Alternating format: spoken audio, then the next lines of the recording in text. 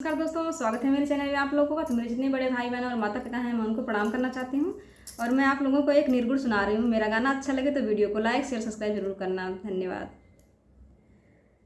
बंदराया पुरजलाया मैं सपनवा देखो राम, बंदराया पुरजलाया मैं सपनवा देखो राम, मैं सपनवा देखो राम, मैं सपनवा देखो राम, बंदराया पुरजलाया मैं सपनवा देखो राम।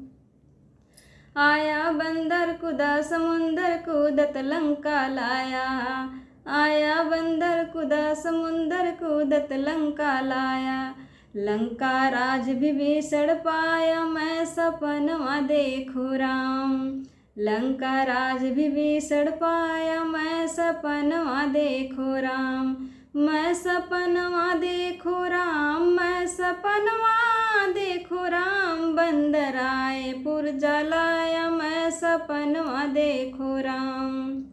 ई बंदर मंदिर पर बैठा घर घर आग लगाया, ई बंदर मंदिर पे बैठा घर घर आग लगाया, अच्छे लाल कुंवर का बेटा बगिया का फल खाया, पेड़वा जरिए से कटाया मैं सपनवा देखो राम, पेड़वा जरिए से कटाया मैं सपनवा देखो राम, मैं सपनवा देखो राम, मैं सपनवा देखो राम, बंदराया पुरजलाया मैं सपनवा देखो राम।